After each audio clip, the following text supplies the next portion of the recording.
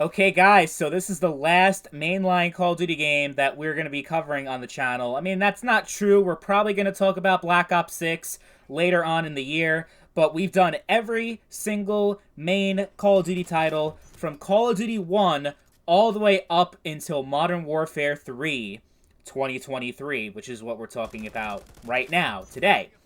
So this game has been out for less than 2 years, which obviously means that you're going to have no problem finding matches, because what I talk about mostly when I'm discussing older games, older multiplayer titles, is how many players are still online. Well, with this game, that really isn't much of a question, because obviously there's still so many players. Like, with every game mode, like, it's still a pretty relevant Call of Duty despite not being the most recent game in the series. But since it seems like we're not going to get another entry in the Modern Warfare series until 2026, this is going to be the newest game in that series for you to play for quite some time. So in that way, it still holds value and is worthwhile, at least if you enjoyed Modern Warfare 2019 and Modern Warfare 2.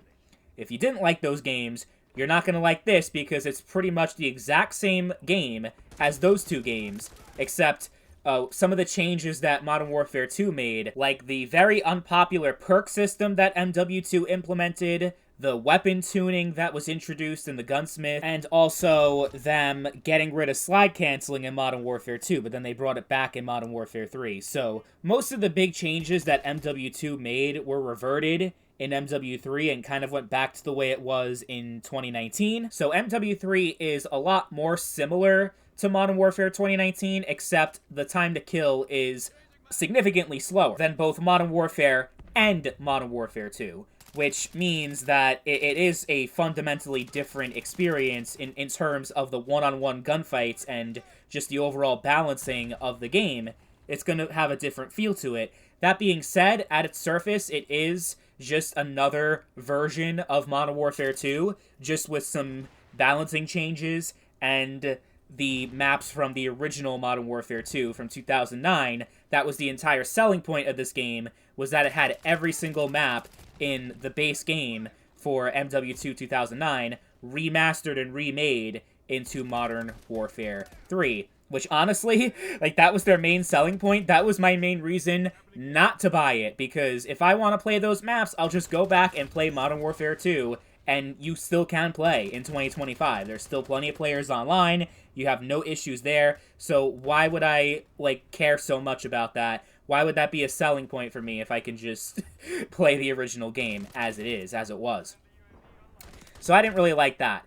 But over time, they actually did add some original maps into this game, including the one you see in the gameplay right now. And honestly, they cooked.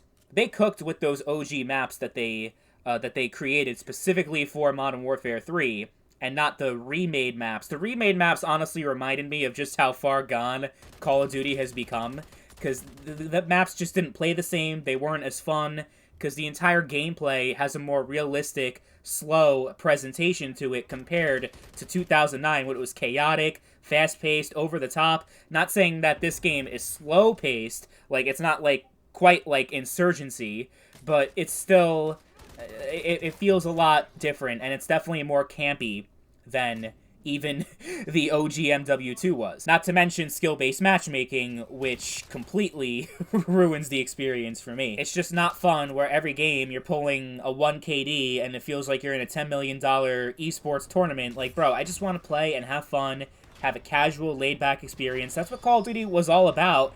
Not anymore, though, since Modern Warfare 2019, when they implemented the very strict SBMM.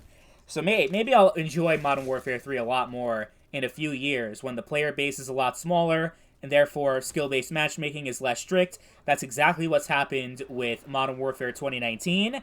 It's like night and day difference. Honestly, it's more fun to play now in 2025 than it was in 2019, 2020 during its prime, which is crazy but true. So maybe in a few years I'll feel differently, but Modern Warfare 3 is, we're really just talking about the multiplayer here, which is typically what I do. Like, I usually, if I want to talk about zombies or other specific modes, I'll make a separate video on that, which I probably will do with the zombies. But the thing is, zombies and campaign are among the worst that the series has ever seen. So if you're not like a huge PvP person, you're not going to want to play this game at all, because the multiplayer is the only thing that is even somewhat worth playing. And because as of right now, it's only this game and Black Ops 6 that are available through Game Pass, that is a huge reason to give this game a chance if you're a Game Pass subscriber, because you could just download it without having to pay any actual money for it. But if we're judging it as a $70 title, it's going to be a much different conversation, because of just, like, I was complaining back in the day about how MW3 2011 was just a basic copy and paste of Modern Warfare 2 2009. Didn't really do anything different. It just pretty much balanced the game out and made it less unfair and ridiculous, but the unfair and ridiculousness that MW2 had, like the one-man army noob tubes and the just OP kill streaks and perks and everything put together, kind of created that fun experience that we all know and love. MW3 just took the personality and charm away from MW2, and it just felt lifeless and boring in comparison. Well, MW3 is even more derivative of the previous game, to the point where it doesn't even feel like a standalone game. I don't think it's a coincidence that this was the first game where you had where it ran on the same game launcher as the previous title, because they are basically the exact same game, which makes it feel more like a glorified DLC than an actual brand new experience. They just had, like, well, it's we got to make a new Call of Duty game. It's the yearly tradition.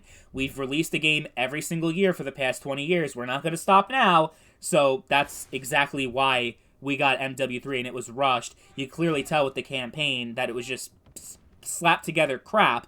Like, that alone tells you just how little development time went into this. And it's just so fucking lazy and feels like a complete ripoff. But if you're just downloading it straight off of Game Pass, you're not going to care about any of that shit. You're just going to be like, oh, this is just a new Call of Duty game with a bunch of new maps and new content. Okay, I'm going to play it, because I don't have to pay anything for it, and it's not going to really, like, I'm not going to feel like I got ripped off when I didn't have to pay anything extra in the first place. So I think that is going to be a huge difference maker for a lot of people, especially if you're a brand new player coming in for the first time. I would say it's worth trying. You might like it, especially if you enjoyed the previous Modern Warfare titles. This game was made by Sledgehammer rather than Infinity Ward, but they didn't really change things up too much. Very slight differences. Like, the biggest difference is really the time to kill.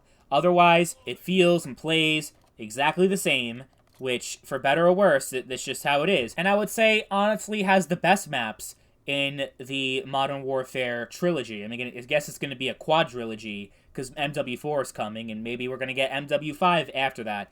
But I definitely enjoyed the map design. Even if you include the OG MW2 maps, they're definitely better than the original maps that they were cooking in 2019 and Modern Warfare 2. But the original MW3 maps, I was, like, very impressed. Like I said, like, actually very impressed, though. Like, I didn't expect it to be as good as it turned out to be.